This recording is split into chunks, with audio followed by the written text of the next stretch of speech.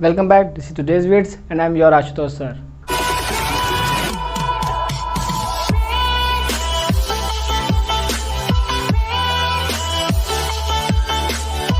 सबसे पहले मेरी एक नोटिफिकेशन है जो फर्स्ट ईयर और सेकेंड ईयर सभी स्टूडेंट्स के लिए है।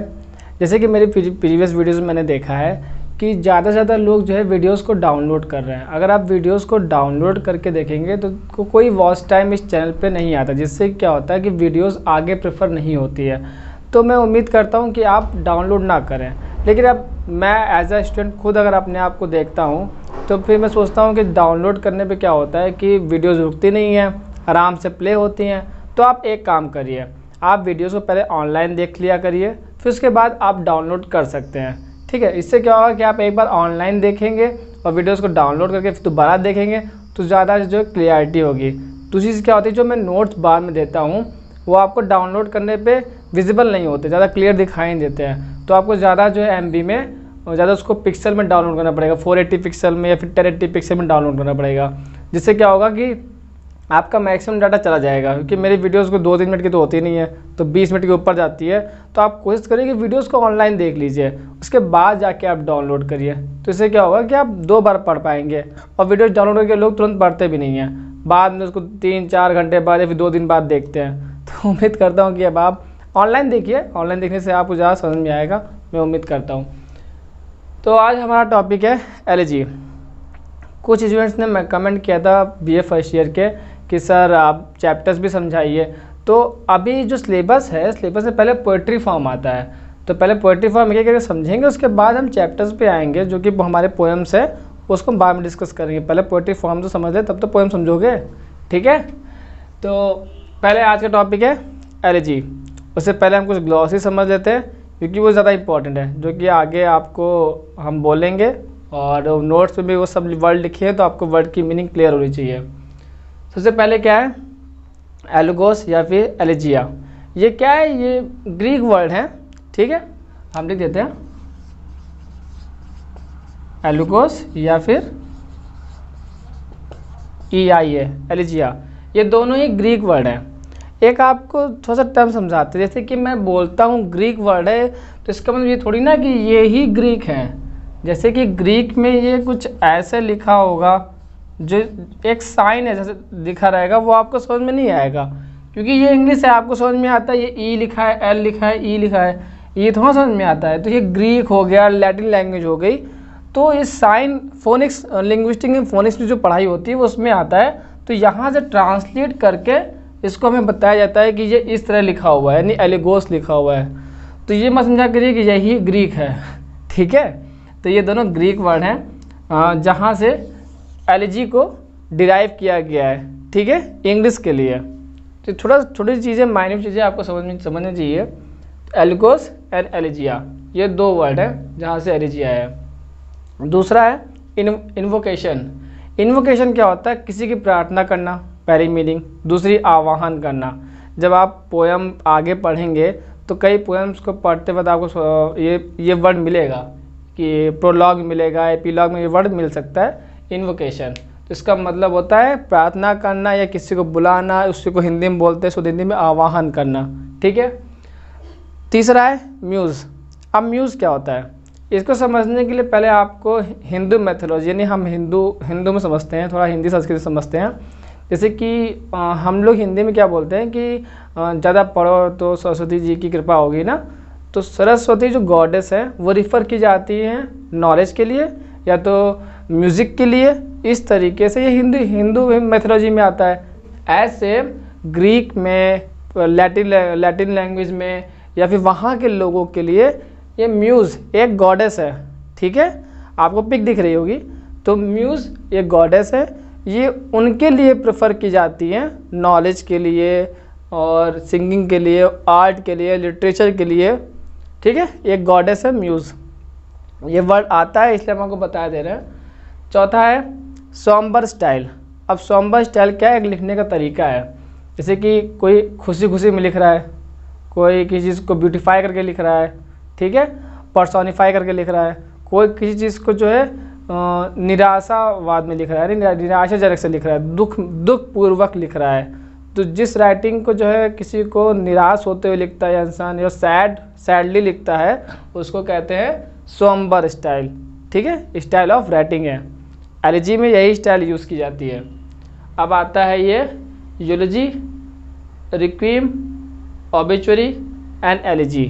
ये चारों वर्ड, ठीक है, एक ही है, सेम मीनिंग है, तो मैंने इनको लिख दिया है। होता क्या है कि कभी कभी कुछ बड़े बड़े पेपर्स में पूछ लिया जाता है कि इस वर्ड की सिनोनिम बताइए, तो ऐसे कि मैंने पूछ लिया ऑबिचुरी की सिनोनिम क्या होता है। अब आपने इसको अगर एलिजी में पढ़ा ही नहीं है तो आपको पता ही चलेगा कि ऑबिचुरी को हम एलिजी भी कहते हैं। तो थोड़ा सा इसको समझ लेते हैं। यूलोजी क्या होता है, ये मतलब कि चारों वर्ड एक जगह जाके मिलते हैं, वो क्या है, डेथ। ठीक है, चारों वर्ड एक जगह जाके मिलते हैं डेथ पे। अब जो यूलोजी होता है ये तब का समय है जब कोई मर जाता है। अगर आपने चाइनीज़ मूवी कह रहे हैं, क्रिश्चियन मूवीज़ देखी होगी, जब कोई मर जाता है तो वहाँ पे लोग खड़े होके उसके बारे में बोलते हैं कि वो इंसान कैसा था, अच्छा था या बुरा था, एक तरह की स्पीच होती है ना, तो उसको यूलोजी कहते हैं। ठीक है, अब रिक्वीम क्या है, एक ग्रुप ऑफ कंसोलिडेशन है, मतलब कि किसी के लिए जो आप उसकी आत्मा की शांति के लिए ग्रुप में प्रेयर करते हैं, प्रार्थना करते हैं, बहुत सारे लोग मिलके, उसको रिक्वीम कहते हैं। ऑबिचुरी ये यज्ञ से संबंधित हो गया। ठीक है, यज्ञ कराते हैं, उसके लिए आत्मा शांति के लिए ऑबिचुरी वर्ड आता है। अब जो हमारा ये चौथा वर्ड है, जो एलिजी, जो हमारी पोइट्री फॉर्म है, ये रिटर्न वे में होता है। ठीक है, अगर आप किसी की मृत्यु के बारे में लिखते हैं, ठीक है, उसको एडमायर करते हुए लिखते हैं, या से उसकी क्वालिटीज़ बताते हुए लिखते हैं, या उसके बारे में उसको याद करते हुए लिखते हैं, तो जो रिटर्न फॉर्म हो गया वो एलिजी कहलाता है। अब कोई स्टूडेंट ये भी कह सकता है कि सर मैंने जो है एलिजी को लिखा और उसको किसी के फ्यूनरल पे सुनाया, तो वो एलिजी कहलाएगी या फिर यूलोजी कहलाएगी। तो इसका आंसर है वो दोनों कहलाएगी। वो यूलोजी भी कहलाएगी क्योंकि वो किसी के फ्यूनरल के एट मोमेंट पे का बोली जा रही है, और एलिजी इसलिए कहलाएगी क्योंकि वो ऑलरेडी पहले लिखी जा चुकी है। ठीक है, ये क्वेश्चन एक अच्छा क्वेश्चन है, इसलिए मैंने बता दिया। अब एक है डिसीज्ड और डिसीज्ड। ठीक है, ये थोड़ा समझ लेते हैं इसको। DECEASED और इसी में DISEASED।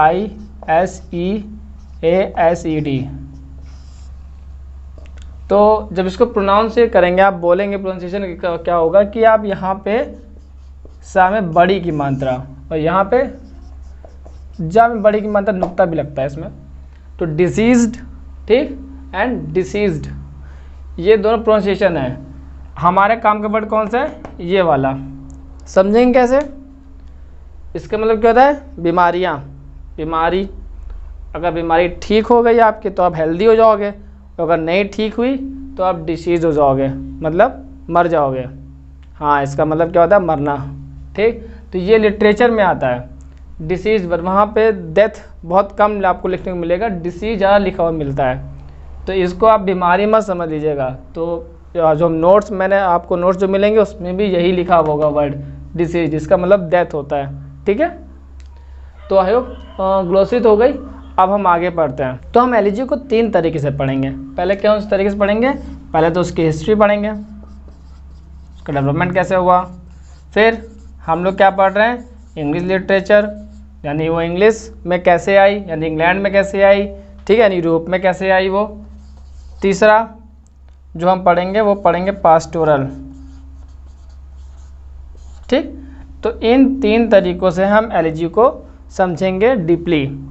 तो पहला क्या है, हिस्ट्री। तो पहले इसको पढ़ते हैं। हिस्ट्री पढ़ना इसलिए ज़रूरी है क्योंकि आपको जब पोइट्री के फॉर्म्स के ओरिजिनेटर्स पता होंगे, मतलब कहाँ से वो ओरिजिन हुई, किसने उसको बनाया सबसे पहले, किस तरीके से उसमें चेंजेस आए, तो आपको याद करने में, समझने में बहुत ज़्यादा आसानी होगी। इसीलिए मैं हर एक पोएट्री फॉर्म को पहले उसके शुरुआत से स्टार्ट करूँ, जैसे कि मैंने सोनेट में किया। अगर आपने देखा होगा, अगर नहीं देखा तो आई बटन में दिख रहा होगा, आप सोनेट ज़रूर देख लीजिए, उसको मैंने बहुत अच्छे से कवर किया है। तो हिस्ट्री में क्या है कि जब ग्रीक से स्टार्ट करेंगे, कहाँ से स्टार्ट करेंगे, इसको हम ग्रीक से स्टार्ट करेंगे।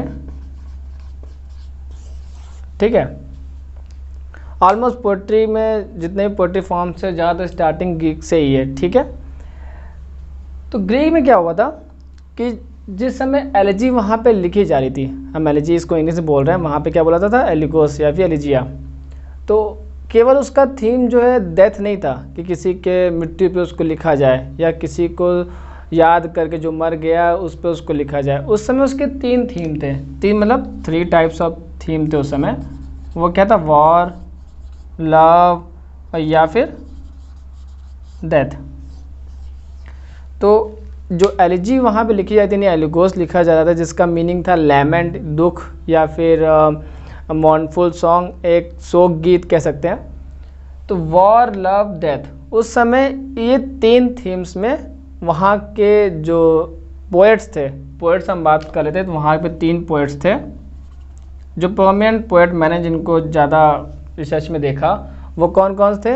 एक थे COP, ये क्या लिखा है, तो एक का नाम था कैटालस, CATULLUS, ठीक है। सो कैटुलस मत पढ़ना, मैंने जबकि इसका प्रोनाउंसिएशन बहुत चेक किया, मुझे ज़्यादा से ज़्यादा जगहों पे इसका प्रोनाउंसिएशन मिला कैटालस, ठीक है। अब ये इंग्लिश के तो पोएट्स थे नहीं, ग्रीक के पोएट्स थे, तो कॉमन सी बात उनका जो प्रोनाउंसिएशन होगा वो ग्रीक वर्जन में होगा, तो कैटालस पढ़ना है हमें इनको। और सेकंड है ओविड, थर्ड है प्रोपर्शियस, ठीक है। ये 3 पोएट्स जिन्होंने एलिगोस यानी एलिजिया उस समय लिखी थी, काफ़ी ज़्यादा लिखी थी। लेकिन इसमें जो ये ओविड है, इन्होंने जो है लव पे ज़्यादा लिखा, ठीक है। जितने भी जो इनके एलिजीज मैंने देखी वो लव पे डेडिकेटेड थी। अब हम बात करते हैं कि उस समय का जो लिखने का तरीका था वो क्या था। क्या केवल थीम के बेसिस पे ही जो है एलिजी को एलिजी बोल देते थे, क्योंकि लव पे तो सोनेट भी लिखी जाती है ना, तो फिर किस तरीके से हम डिफ्रेंशिएट करेंगे कि उस समय के एलिजी को किस तरीके से जानते थे कि एलिजी लिखी गई है। कोई ना कोई तरीका होगा ना कोई उसका जो है स्ट्रक्चर होगा कि उस स्ट्रक्चर को देखा जाए, हाँ ये स्ट्रक्चर है तो फिर वो एलिजी है। तो इसका एक स्ट्रक्चर था, हम उस स्ट्रक्चर की बात करते हैं, इसको रफ कर लेते हैं। तो उस स्ट्रक्चर का नाम था एलिजैक कपलेट, ठीक, एलिजैक कपलेट। उस स्ट्रक्चर को हम एलिजैक कपलेट कहते थे। जिस तरह अगर आपने सोनेट वाली पोएट्री फॉर्म मेरी वीडियो देखी तो उस सोनेट को किस फॉर्म में लिखते थे, आयम्बिक पेंटामीटर में लिखते थे ना, तो इसको लिखते थे एलिजैक कपलेट। अब ये क्या होता है, ये एक तरह का क्या है, इसमें फिक्स्ड होता है, वो क्या है, एलिजैक यानी जो एलिजी के लिए हो, ठीक है। और कपलेट तो आपको पता ही है, लास्ट में सेम, ठीक है, मैंने सोनेट ने समझा दिया है कपलेट क्या होता है।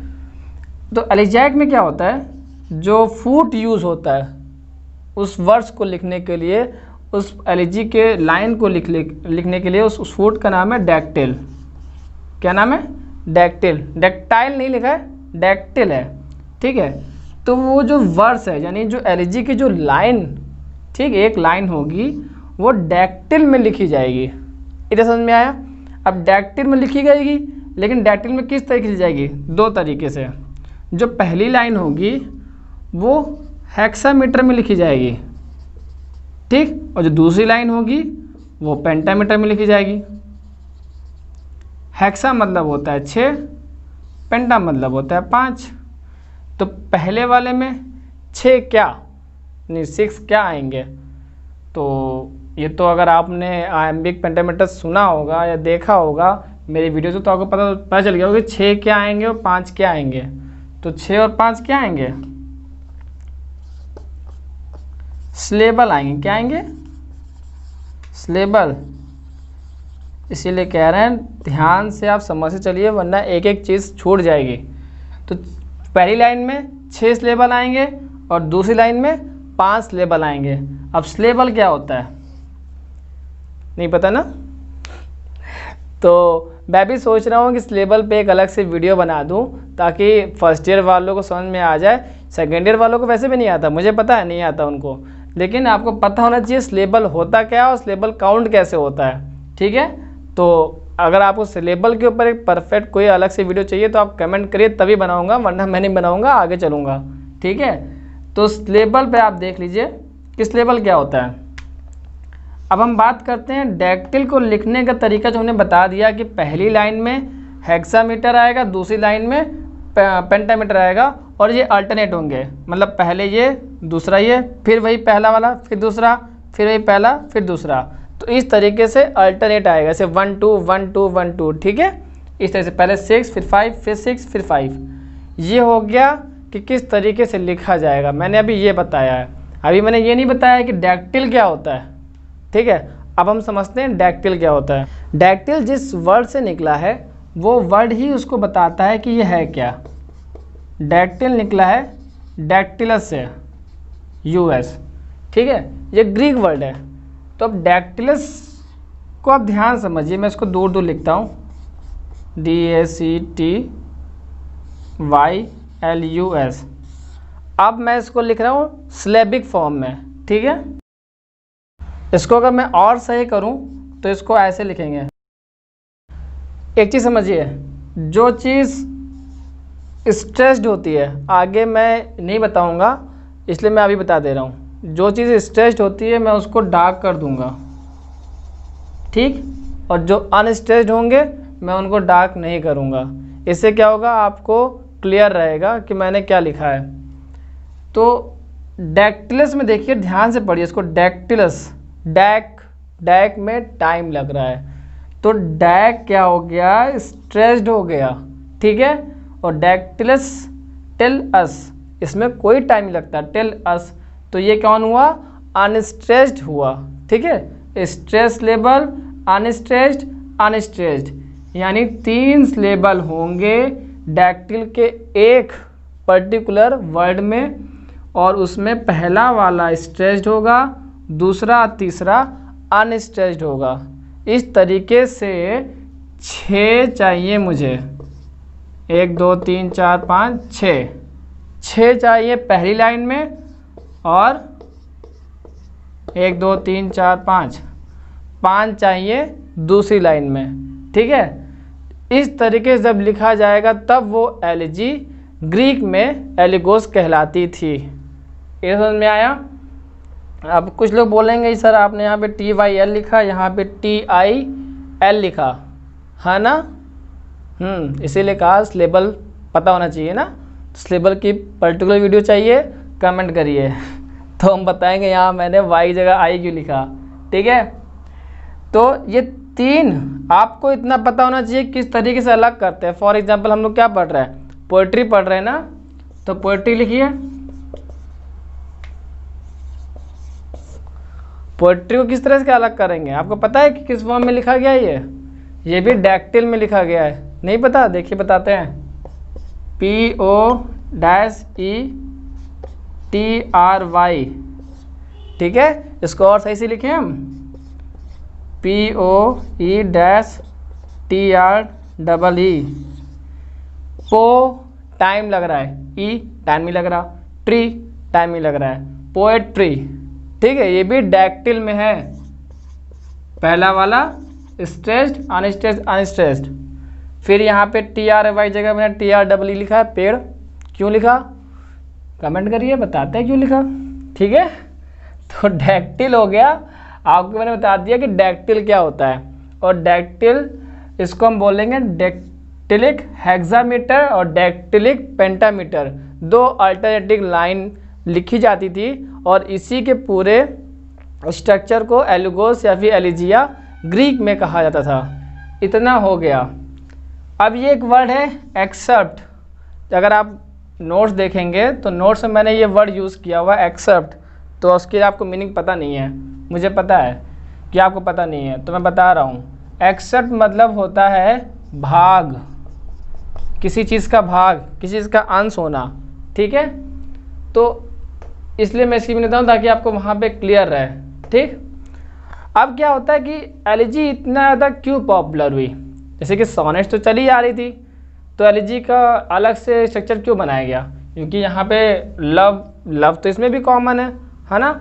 तो एलिजी का जो स्ट्रक्चर था, जो मेरे पॉइंट ऑफ व्यू से जो बहुत ज़्यादा पॉपुलर हुआ, उसका लिखने का पैटर्न, एक तो डैक्टिल में लिखा था, दूसरी चीज़ क्या है, वो लिखने वाला जो इंसान है, वो जो ऑथर कह लें या उसको पोएट कह लें हम, वो जिसके ऊपर लिख रहा है वो उसको जानता है, पहली बात ये है।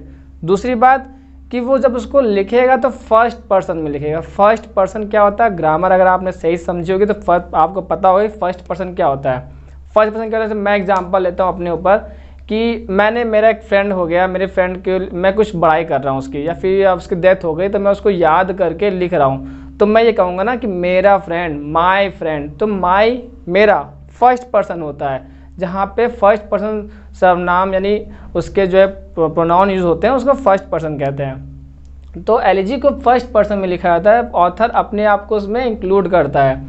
तीसरी चीज़ क्या हो गया है, इसकी मेमोरीज, कंटेंट, यानी लिखने के लिए उसके पास बहुत कुछ होता है क्योंकि वो जानता है जिसके ऊपर लिख रहा है, इसलिए ये पोएट्री फॉर्म बहुत जल्दी स्प्रेड हुई, बहुत ज़्यादा लोगों ने इसको लिखा। ठीक है, ये आपकी हो गई हिस्ट्री। डैक्टिल, ये बहुत ही मेन कॉन्सेप्ट है कि ग्रीक में क्या स्ट्रक्चर था, किस मीटर में एलजी को लिखा जाता था ग्रीक में। ये क्वेश्चन आता है, आगे आपके 4 ऑप्शन रहेंगे। आयम में लिखा जाता है, डैक्टिल में लिखा जाता है, ट्रॉकी में लिखा जाता है, स्पॉन्डी में लिखा जाता है, किस में लिखा जाता है, तो डैक्टिल में लिखा जाता है। ठीक है, अब वीडियो काफ़ी लंबी हो गई है, आगे हमारे पास कौन सी 2 चीज़ बची है। पहली, अब ये यहाँ से इंग्लिश में कैसे जाएगी, और तीसरा क्या है, इसका पास्टोरल फॉर्म में पढ़ना है कि पास्टोरल एलजी क्या होती है। ये नेक्स्ट वीडियो में समझेंगे। इतना हो गया फर्स्ट वीडियो। अगर कुछ समझ में नहीं आया है तो कमेंट करिए, सिलेबल नहीं समझ में आया मुझे पता है, तो आप कमेंट करिए, उसके लिए अलग से वीडियो बना देंगे। यहाँ के लिए सिलेबल आपके लिए मैंने समझा दिया कि सिलेबल क्या होता है। इसी तरह आप देख लीजिए, मेरे ख्याल से मैंने बता दिया, और कमेंट करिए ताकि मुझे पता चले कि और क्या नहीं बताना है, और अब आप नोट्स कर सकते हैं।